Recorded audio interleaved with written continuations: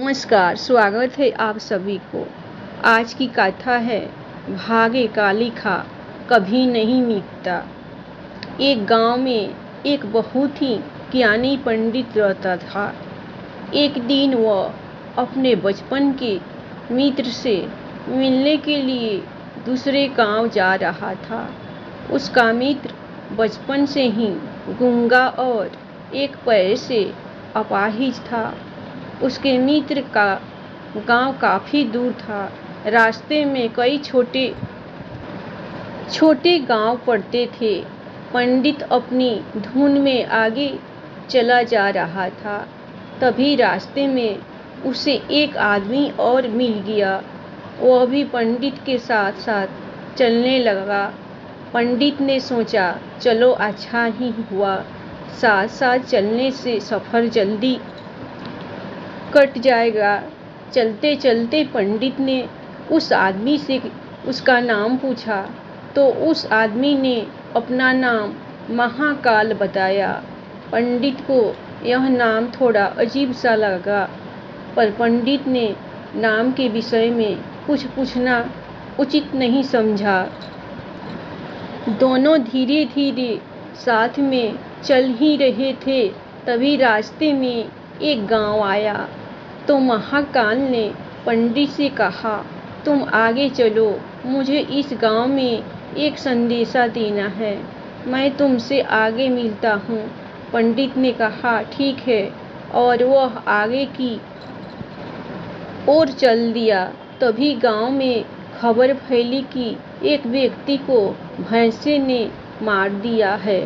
जैसे ही भैंसे ने उस व्यक्ति को मारा, ठीक थोड़ी ही देर में महाकाल वापस आ गया। फिर चलते चलते दोनों एक दूसरे गांव के बाहर पहुंचते हैं। यहाँ पर एक छोटा सा मंदिर बना था और ठहरने की व्यवस्था भी अच्छी लग रही थी। पंडित के मित्र का गांव भी वहाँ से अभी काफ़ी दूर था और रात्रि में भी होने वाली थी। तो पंडित ने महाकाल से कहा, रात्रि होने वाली है, पूरा दिन चलते चलते थकान भी लग रही है और भूख भी लगी है। हमें यहीं भोजन करके आराम कर लेते हैं। कल सुबह आराम से आगे का सफ़र करेंगे। महाकाल ने कहा, ठीक है, मुझे इस गांव में किसी को कोई ज़रूरी सामान देना है। तुम खाना खाकर आराम करो, मैं बाद में आकर खा लूँगा। इतना कहकर वह वहाँ से चला गया। लेकिन उसके जाते ही कुछ देर बाद उस गांव में धुआं उठता दिखाई दिया और देखते ही देखते पूरे गांव में आग लग गई। पंडित ने आश्चर्य से सोचा कि यह महाकाल जहाँ भी जाता है वहाँ किसी न किसी तरह की हानि जरूर हो जाती है। कुछ तो गड़बड़ है। लेकिन पंडित ने रात्रि में महाकाल से इस बात का कोई जिक्र नहीं किया। सुबह दोनों ने फिर अपने गंतव्य की ओर चलना आरंभ कर दिया। कुछ ही देर में फिर एक गांव आया तो महाकाल ने फिर पंडित से कहा, आप आगे चलते जाइए, मैं कुछ देर में आपको मिलता हूँ। मुझे इस गांव में भी कुछ ज़रूरी काम है, मैं काम करके आपसे आगे मिलता हूँ। यह कहकर महाकाल जाने लगा। लेकिन इस बार पंडित आगे नहीं बढ़ा, बल्कि वहीं खड़ा होकर महाकाल को देखता रहा कि अब वह कहाँ जाता है और क्या करता है। तभी लोगों की आवाज़ें सुनाई देने लगी कि किसी व्यक्ति को सांप ने काट लिया है और वह मर गया है। ठीक उसी समय महाकाल फिर से उस पंडित के पास पहुंच गया। लेकिन इस बार पंडित को सहन नहीं हुआ। उसने महाकाल से पूछ ही लिया कि तुम जिस गांव में जाते हो वहाँ कोई न कोई नुकसान जरूर हो जाता है। क्या तुम मुझे बता सकते हो ऐसा क्यों हो रहा है? तो महाकाल ने जवाब दिया, पंडित जी, आप तो मुझे बहुत बड़े ज्ञानी मालूम पड़े थे, इसलिए मैं आपके साथ चलने लगा था, क्योंकि ज्ञानियों का संग बहुत अच्छा होता है। परंतु आप अभी तक समझ नहीं पाए कि मैं कौन हूँ। पंडित ने कहा, मैं समझ गया हूँ, लेकिन मुझे कुछ शंका है। अगर आप ही अपना उपयुक्त परिचय दे दे तो मुझे शंका नहीं होगी। महाकाल ने जवाब दिया, मैं यमदूत हूँ और यमराज की आज्ञा से उन लोगों का अपराध हरण करता हूँ जिनकी आयु पूर्ण हो चुकी है। हालांकि पंडित को पहले से ही इस बात की शंका थी, फिर भी महाकाल के मुंह से सुनकर पंडित घबरा गया, लेकिन फिर से हिम्मत करके पूछा, अगर ऐसी बात है और तुम सचमुच यमदूत हो तो बताओ, अगली मृत्यु किसकी है? यमदूत ने जवाब दिया, अगली मृत्यु तुम्हारे उसी मित्र की है जिससे तुम मिलने जा रहे हो, और उसकी मृत्यु का कारण भी तुम ही बनोगे। यह बात सुनकर पंडित सहम गया। पंडित सोच में पड़ गया कि यदि वास्तव में यह यमदूत हुआ तो उसकी बात भी सही होगी। मेरे कारण मेरे बचपन के सबसे अच्छे मित्र की मृत्यु हो जाएगी, इसलिए अच्छा यही होगा कि मैं अपने मित्र से मिलने ही ना जाऊं। कम से कम मैं तो उसकी मृत्यु का कारण नहीं बनूंगा।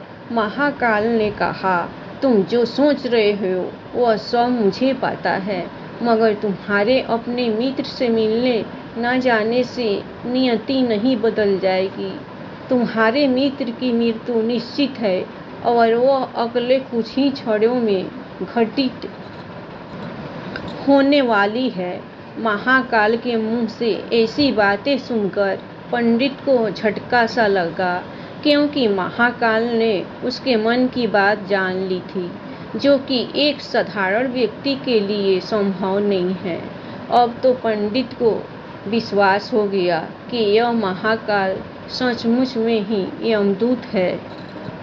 वह अपने मित्र की मृत्यु का कारण न बने, इसलिए पंडित पीछे की ओर मुड़ा और अपने गांव की ओर जाने लगा। परंतु जैसे ही पंडित मुड़ा, उसका मित्र तेजी से उसकी ओर आता हुआ दिखाई दिया, जो पंडित को देखकर अत्यंत प्रसन्न दिख रहा था। अपने मित्र के आने की गति को देखकर पंडित को ऐसा लगा जैसे कि उसका मित्र काफी समय से उसके पीछे ही आ रहा है, लेकिन वह बचपन से ही गूंगा था और पैर से अपाहिज था, इसलिए ना तो वह पंडित के पास पहुंच पा रहा था और ना ही पंडित को आवाज दे पा रहा था। लेकिन जैसे ही वह पंडित के पास पहुंचा, अचानक उसकी मृत्यु हो गई। पंडित हक्का बक्का होकर महाकाल की ओर देखने लगा, जैसे कि वह पूछना चाह रहा हो कि आखिर क्या हुआ। महाकाल पंडित के मन की बात समझ गया और बोला, तुम्हारा मित्र पिछले गांव से तुम्हारे पीछे पीछे आ रहा था, लेकिन वह अपाहिज और गूंगा होने की वजह से तुम तक नहीं पहुंच सका। उसने अपनी संपूर्ण ताकत लगाकर तुम तक पहुंचने की कोशिश की, लेकिन बुढ़ापे में बचपन जैसी ताकत नहीं होती, इसीलिए हृदय आघात के कारण तुम्हारे मित्र की मृत्यु हो गई, क्योंकि तुमसे मिलने के लिए अपनी सारी की सीमा को लांघते हुए वह तुमसे मिलने के लिए पीछे पीछे भाग रहा था। इसलिए अपने मित्र की मृत्यु का कारण तुम ही बने। और पंडित को विश्वास हो चुका था कि सचमुच यह महाकाल एक अदत्त है और उसका काय जीवों के प्राणों का हरना है। पंडित एक ज्ञानी व्यक्ति था, इसलिए यह भी जानता था कि मृत्यु पर किसी का बस नहीं चलता। सभी जीवों को एक ना एक दिन मरना ही है। यही सोचकर उसने अपने आप को संभाल लिया। लेकिन अचानक पंडित के मन में स्वयं की मृत्यु के बारे में जानने की इच्छा हुई। इसलिए उसने महाकाल से पूछा, जब मृत्यु मेरे मित्र की होनी थी तो तुम शुरू से ही मेरे साथ क्यों चल रहे थे? महाकाल ने जवाब दिया, मैं तो सभी के साथ चलता हूँ और हर क्षण चलता रहता हूँ, किंतु लोग पहचान नहीं पाते, क्योंकि लोगों के पास अपनी समस्याओं के अलावा किसी और व्यक्ति, वस्तु या घटना के संदर्भ में सोचने, समझने और देखने का समय ही नहीं होता। पंडित ने कहा, क्या तुम बता सकते हो कि मेरी मृत्यु कब और कैसे होगी? तो महाकाल ने कहा, हालांकि किसी सामान्य जीव को यह जानना ठीक नहीं है, क्योंकि कोई भी जीव अपनी मृत्यु के बारे में जानकर दुखी ही होता है। लेकिन तुम ज्ञानी व्यक्ति प्रतीत होते हो और अपने मित्र की मृत्यु को तुमने जितनी आसानी से सहन कर लिया, उसे देखकर लगता है कि तुम अपनी मृत्यु के बारे में जानकर भी दुखी नहीं होंगे। इसीलिए मैं तुम्हें बता देता हूँ कि तुम्हारी मृत्यु आज से ठीक 6 महीने बाद आज के ही दिन किसी दूसरे राज्य में फांसी लगने से होगी। और सबसे आश्चर्य की बात यह होगी कि तुम स्वयं खुशी से फांसी को स्वीकार कर लोगे। इतना कहकर महाकाल जाने लगा, क्योंकि महाकाल का पंडित के साथ चलते रहने का कोई कारण नहीं था। पंडित भी अपने मित्र की यथाशक्ति कर्मकांड करके अपने गांव चला गया। लेकिन कोई व्यक्ति कितना भी ज्ञानी क्यों ना हो, अपनी मृत्यु की बात सुनकर दुखी तो होता ही है और मृत्यु से बचने के लिए कुछ ना कुछ करता ही है। तो पंडित ने भी किया। पंडित विद्वान था, इसीलिए उसकी ख्याति उस राज्य के राजा तक थी। उस पंडित ने सोचा कि राजा के पास तो कर्म ज्ञानी मंत्री है, वे मेरी मृत्यु से संबंधित समस्या का कोई ना कोई हल निकाले ही लेंगे।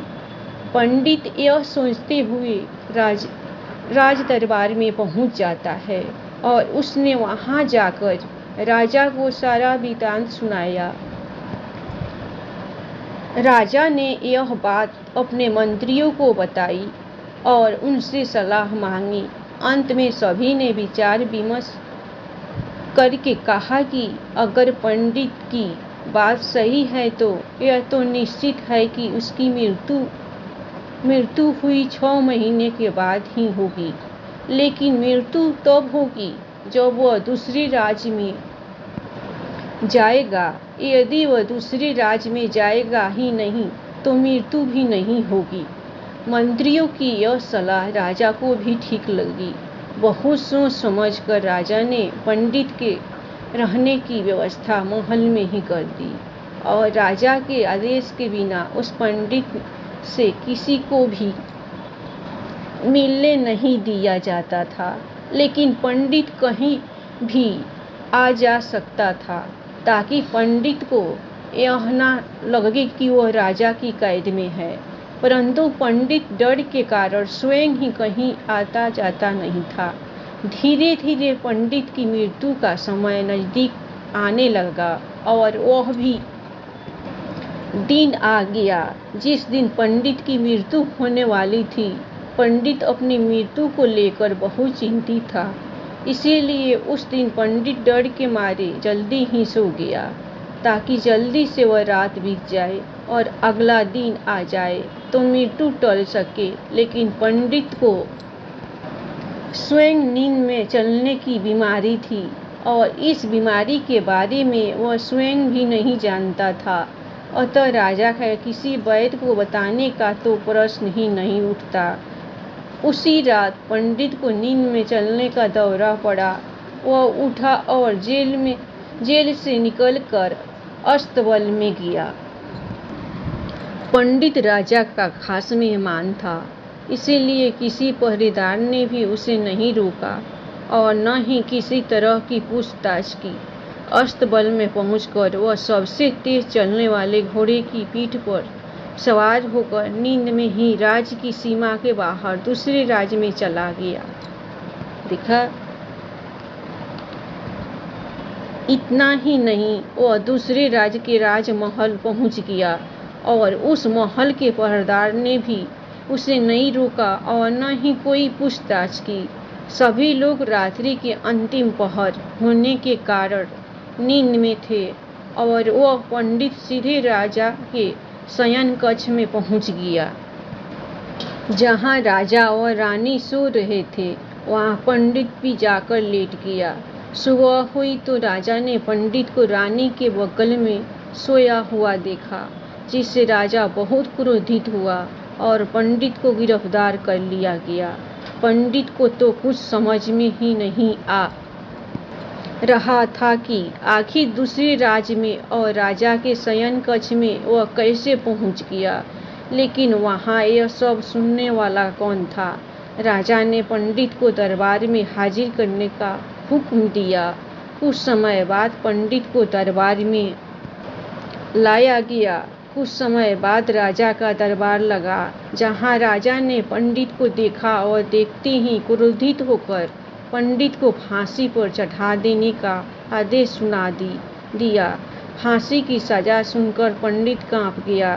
फिर भी कुछ हिम्मत कर उसने राजा से कहा कि मैं यह नहीं जानता हूँ कि मैं राजमहल में कैसे पहुँचा और यह भी नहीं जानता हूँ कि मैं आपके शयन कक्ष में कैसे आया और आपके राज के किसी पहरेदार ने मुझे रोका क्यों नहीं।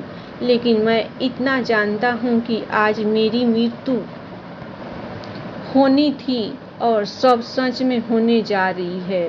राजा को यह बात थोड़ी अटपटी लगी। उसने पूछा, तुम्हें कैसे पता कि आज तुम्हारी मृत्यु होनी ही है? तुम कहना क्या चाहते हो? राजा के इस सवाल के जवाब में पंडित ने महाकाल से मिलने की कहानी बता दी और कहा कि महाराज, मेरा क्या किसी भी सामान्य व्यक्ति में इतना साहस नहीं कि वह राजा के शयन कक्ष में राजा की उपस्थिति में रानी के पास चला जाए और सो जाए। राजा को पंडित की बात में थोड़ी सत्यता दिखाई दी, परंतु उसने सोचा यह मृत्यु से बचने के लिए महाकाल और अपनी मृत्यु की भविष्यवाणी का बहाना बना रहा। इसीलिए राजा ने पंडित से कहा, यदि तुम्हारी यह बात सत्य है और आज तुम्हारी मृत्यु का दिन है जैसा कि तुम्हें महाकाल ने कहा था, तो मैं तुम्हारी मृत्यु का कारण मैं नहीं बनूंगा। लेकिन अगर यह बात झूठी निकली तो निश्चित ही आज तुम्हारी मृत्यु का दिन होगा। क्योंकि पड़ोसी उसका मित्र था, उसने तुरंत राज्य का राजा सैनिकों के साथ दूसरे राज्य के राजा को पत्र भेजा और पंडित की बात की सत्यता का प्रमाण मांगा। शाम तक भेजे गए सैनिक वापस लौटे और उन्होंने बताया, महाराज, पंडित जो कह रहा है वह पूर्णतया सत्य है। दूसरे राज्य के राजा ने पंडित को रहने के लिए अपने ही महल में संपूर्ण व्यवस्था कर रखी थी और पिछले 6 महीने से पंडित राजा का मेहमान था। कल राजा इससे अंतिम बार मिले थे। इसके बाद इस राज्य में यह कैसे पहुंचा, इसकी जानकारी किसी को नहीं है। इसीलिए उस राज्य के राजा के अनुसार पंडित को फांसी की सजा देना उचित नहीं है। लेकिन राजा के लिए एक नई समस्या आ गई, क्योंकि उसने बिना कुछ जाने ही पंडित को फांसी की सजा सुना दी थी। इसीलिए अगर दंड फांसी नहीं दी जाए तो राजा के कथन का अपमान हो जाएगा, और अगर राजा के द्वारा दी गई सजा का मान रखा जाए तो पंडित की बिना वजह की मृत्यु हो जाएगी। राजा ने अपने सभी मंत्रियों से इस बारे में चर्चा की। सभी मंत्रियों ने सुझाव दिया कि महाराज, पंडित को एक कच्चे सूत से फांसी लगवा दे। इससे आपके कथन का भी मान रह जाएगा, और कच्चे सूत के धागे से पंडित को भी फांसी नहीं लगेगी और इसके प्राण बच जाएंगे। राजा को यह सुझाव अच्छा लगा। उसने ऐसा ही आदेश सुना दिया। पंडित के लिए कच्चे धागे के सूत का फांसी का फंदा बनाया गया और नियम के अनुसार पंडित को फांसी पर चढ़ाया जाने लगा। सभी लोग खुश थे कि ना तो पंडित मरेगा और ना ही राजा का वचन झूठा पड़ेगा।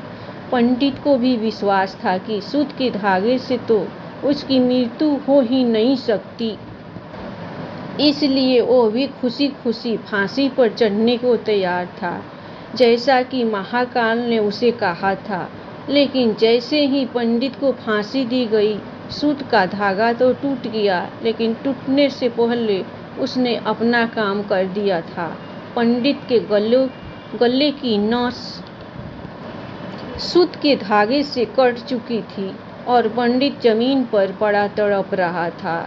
हर धड़कन के साथ उसके गले से खून की फुहार निकल रही थी और देखते ही देखते पंडित का शरीर पूरी तरह से शांत हो गया। सभी लोग आश्चर्यचकित थे, पंडित को मरते देख रहे थे। किसी को विश्वास ही नहीं हो रहा था कि इस कमजोर से धागे से किसी की मृत्यु हो सकती है। लेकिन घटना घट चुकी थी। नियति ने अपना काम कर दिया था। जो होना था वह होकर ही रहता है। हम चाहे जितनी भी सावधानियां बरते, जितना भी उपाय कर ले, लेकिन हर घटना और घटना की पूरी प्रणाली हमें पहले से ही तय होती है, जिसे हम थोड़ा सा भी इधर उधर नहीं कर सकते। इसीलिए ईश्वर ने हमें भविष्य जानने की क्षमता नहीं दी है। धन्यवाद। कहानी आप लोग को पसंद आए तो आप लोग एक लाइक और सब्सक्राइब पंडित और जमराज के लिए ज़रूर कीजिएगा।